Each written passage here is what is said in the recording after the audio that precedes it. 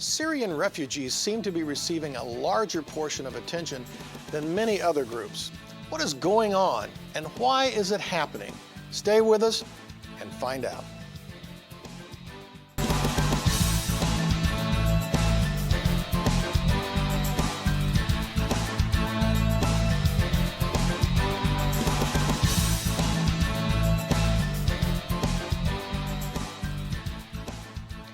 Welcome again to Lakeshore Focus, a weekly show highlighting the key issues, important events, and interesting people in our region.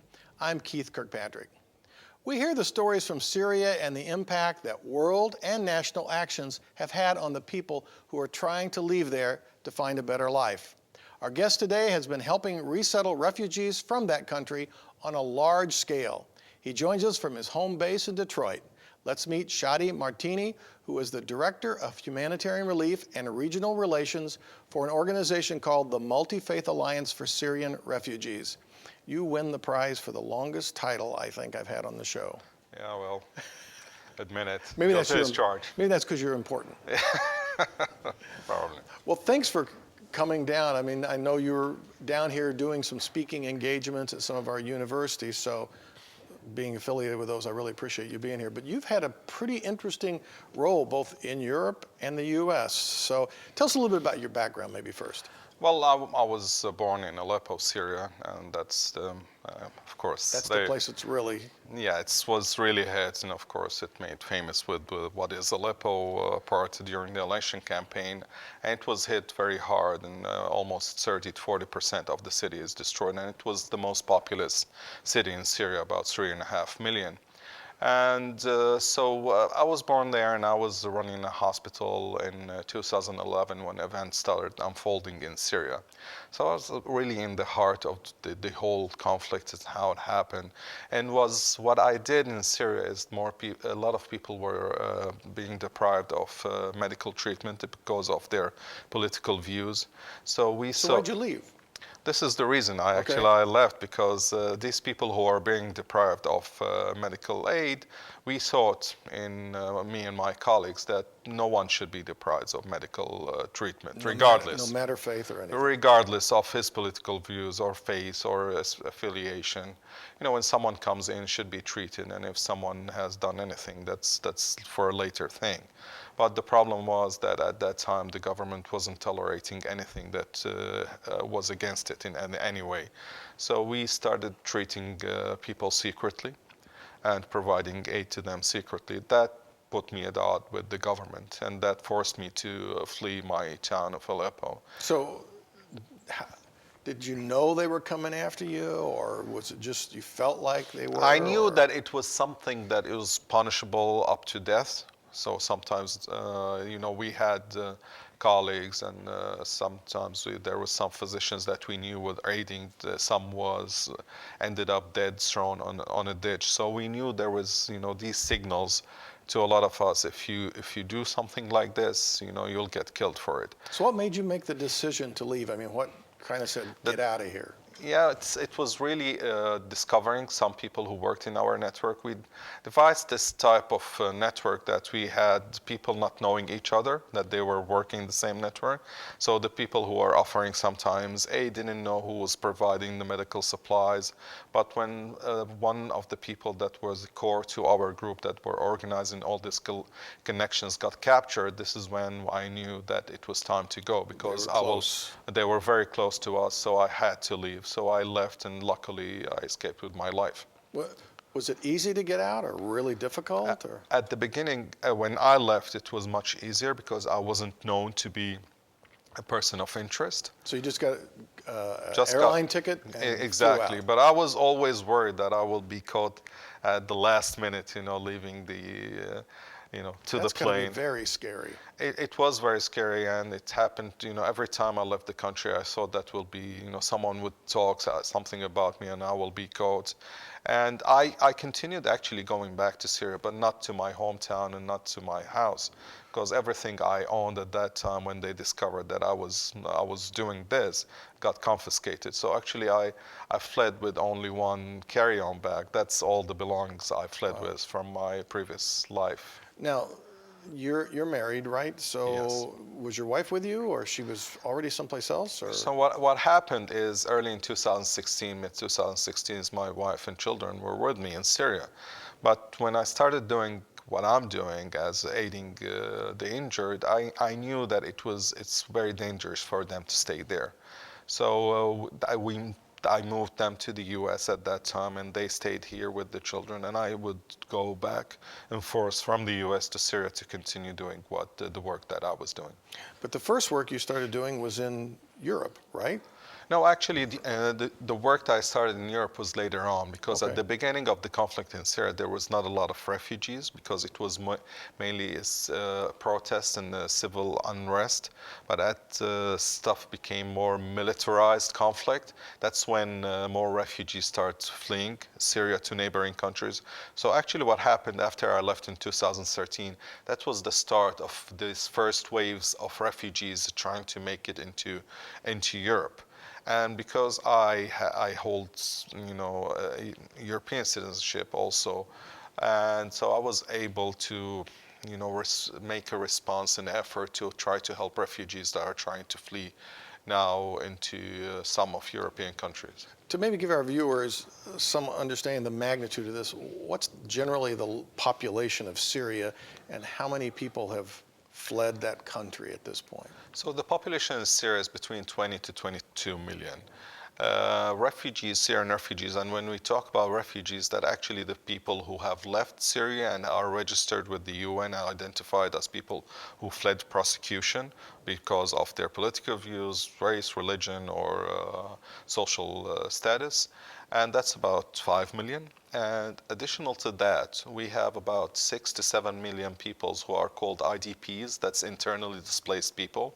So what happened since a year and a half, almost all neighboring countries have sealed their borders because they couldn't sustain the influx of the refugees. For instance, you had Turkey with 2 million plus refugees. Lebanon has 20% of its population Syrian refugees.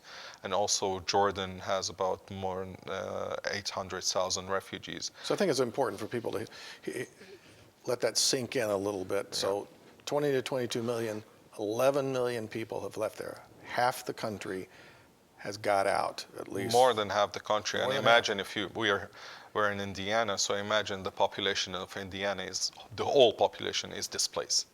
So it's huge, is in numbers or as a percent. It's something huge. And Syrian refugees actually now constitute about 25% of the refugee population in the world. So there's two numbers. So there's this one number of 60 million displaced people, the people around the world. That's including refugees. So that's including people who are displaced in their own countries. But refugees, people who have fled their countries to neighboring countries, are 21 millions. So give and take, Syrian refugees constitute 25% of this population. Wow. So that's why there's so much attention on that, I guess, because you constantly hear about Syrian refugees, and it's the sheer number of people. And it's hard to believe there's any place having a more horrible war than that place, based on everything we see and hear. Yeah, it's considered the worst humanitarian crisis since the Second World War. So it is a huge crisis, and it's affecting the whole world actually. And you mentioned Europe. It's affecting Europe heavily because what happened is, and this actually a very small number of the Syrian refugees went into Europe. So even though you will see these pictures of large quantities of people, only 29% of the refugees who crossed into Europe were Syrians. And only 10% of the Syrian refugee population actually went into Europe. 90% of them are still in neighboring countries.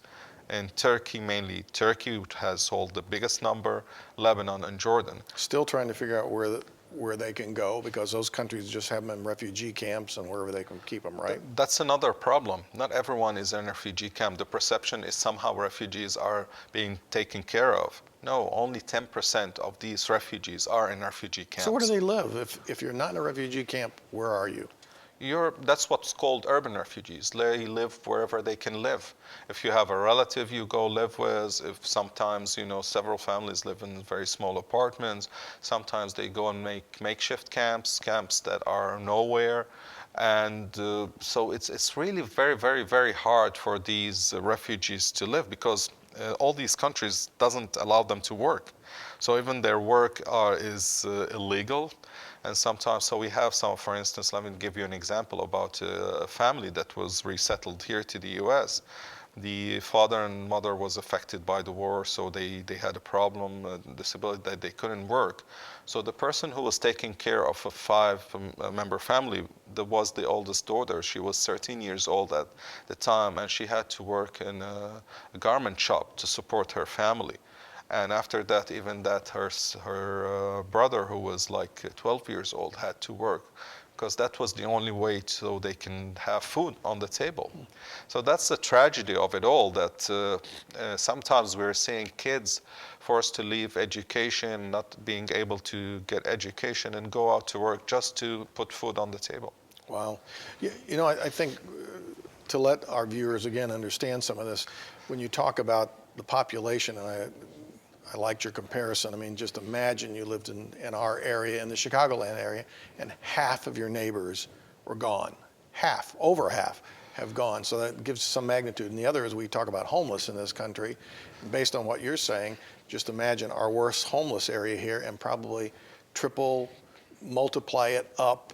You would see that many more people probably in Turkey and living on the streets over there, who are Syrian refugees, probably. Does that sound like a decent description? Yes, it is a decent description. Yes, you I hate to call it decent. It's a fair description, I guess, right? Yeah, it's not decent at all.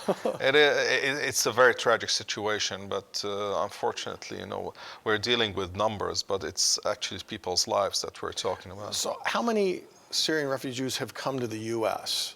at this point? Actually, the U.S. accepted very few refugees. It's not such huge numbers. So we have two processes that went on. There was the resettlement process and there was an asylum seeker. So most of the refugees went on to neighboring countries, and when it's closed, they stayed along the borders inside Syria. But there's two processes. One that what happened in Europe, that in 2015 mainly, where people just got on a boat and tried to make it into the shores of Greece. That was a very small distance between Turkey and Greece, about 1 hour.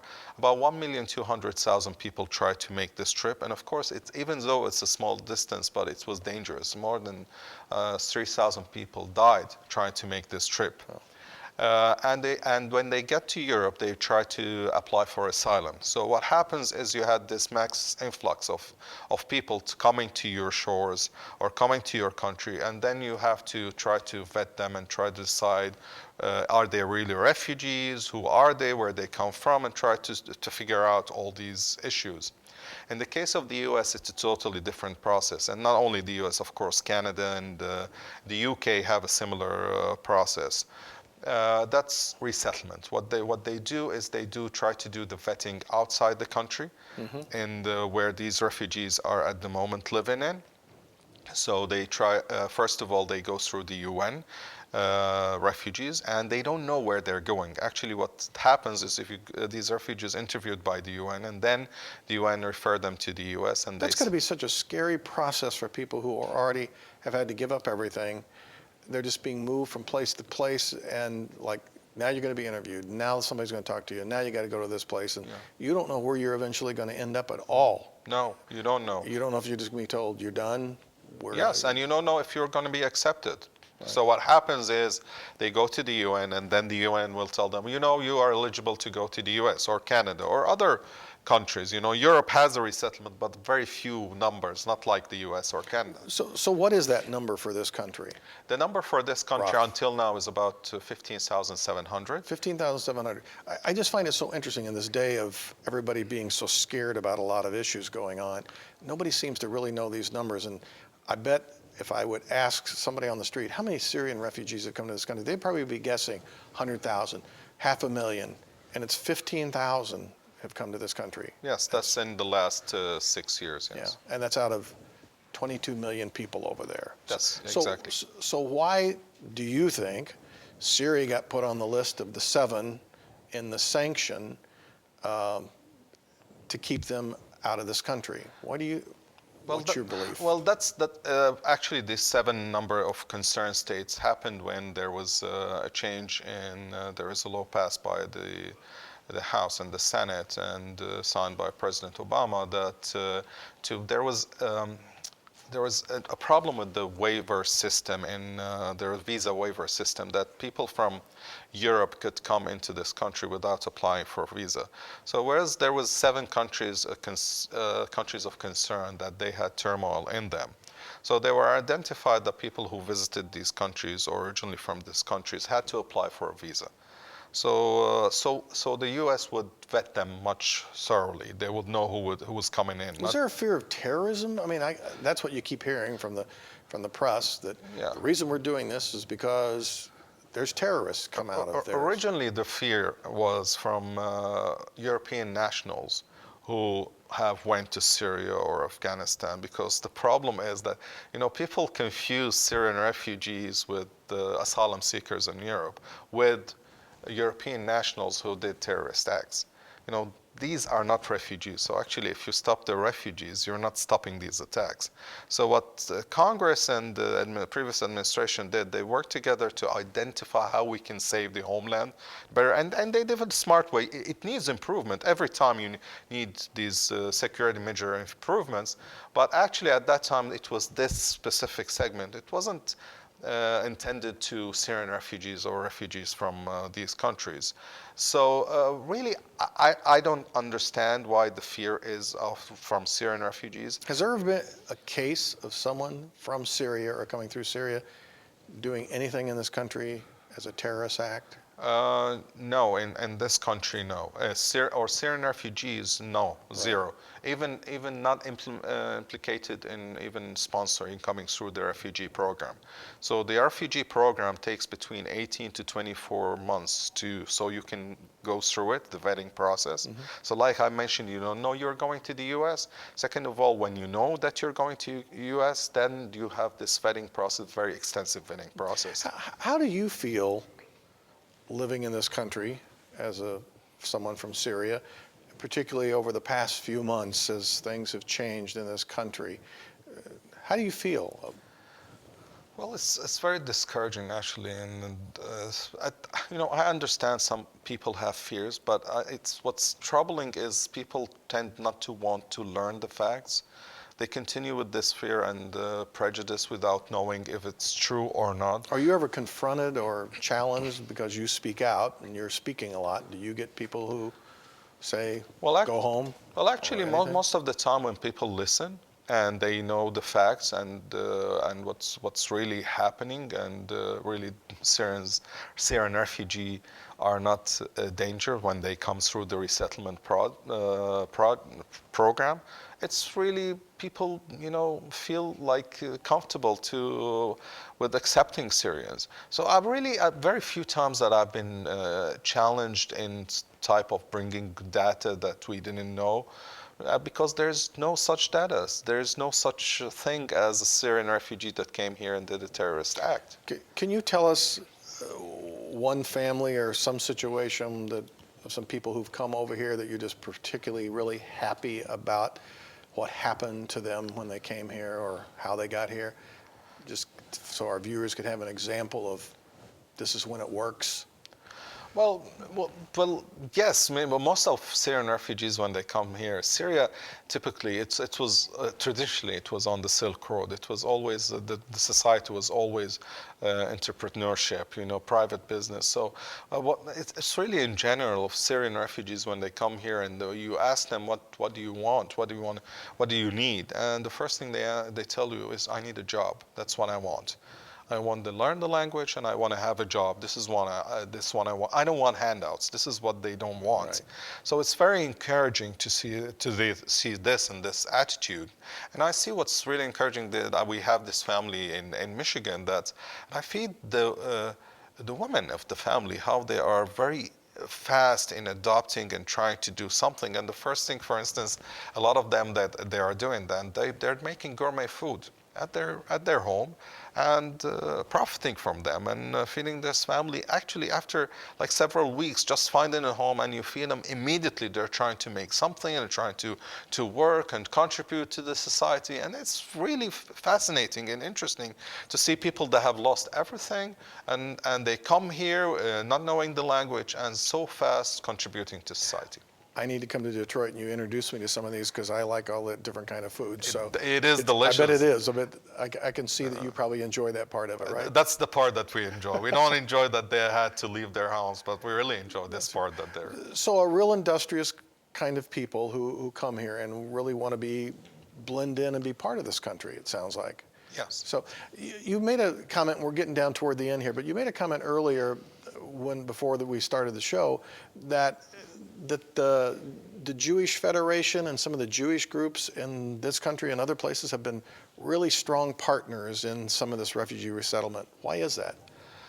Well, this was astonishing for me as a Syrian. You know, in the Middle East, Muslims and Jews and Christians, they're not in very good relationship and that. But as I worked with refugees, I understood from the Jewish groups and also the Christian faith, that's the values that they hold, and specifically the Jewish population, because they have suffered so much during the Second World and the Holocaust, and they felt that they were treated somehow in the same way in a lot of countries, including the United States, because even during the Second World War, most of the population of the United States didn't want to accept Jewish immigrants because they thought they were Nazi sympathizers or communists, that they were a danger to our security, so they didn't want to accept them. Sounds familiar to current things going on, but go ahead. Yeah, exactly. And probably a lot of the Jewish immigrants that came here told this to their family members, and it's a generational thing that they understand how tough it is. And it wasn't only the Jewish population, Cubans had the same sentiments, Indochinese had the same sentiments. Really, somehow it's, sometimes we call it, we say it's like a hazing process every refugee population have to go through. And probably if you go prior to that, it's probably the Irish, the Italian, other faith groups, because at the end of the day, people fled Europe at the beginning because of persecution of their faith. So they came to this new land and country where they can live in peace and practice their faith. Now you don't have a problem if you want to practice any faith in Europe, but probably you would have it in other countries, other continents like Africa or Asia or in the Arab world. So actually, it's just a change of people who are coming here, but it's the same principle. Well, I really appreciate you coming on the show and sharing all this with us, and I hope that maybe we can get back to just the hazing part. That's at least more tolerable than all the pushback and the anti-immigration thing we've had going. So I wish you a lot of luck and maybe hope that you do some great things in the future. And thanks for coming to our region and sharing with us. Thank you very much for having me, and this is what we try to come to discussion of facts, so what we could do to keep our values and be safe at the same time. Great ending. Thanks for being here. Thank you. Appreciate it.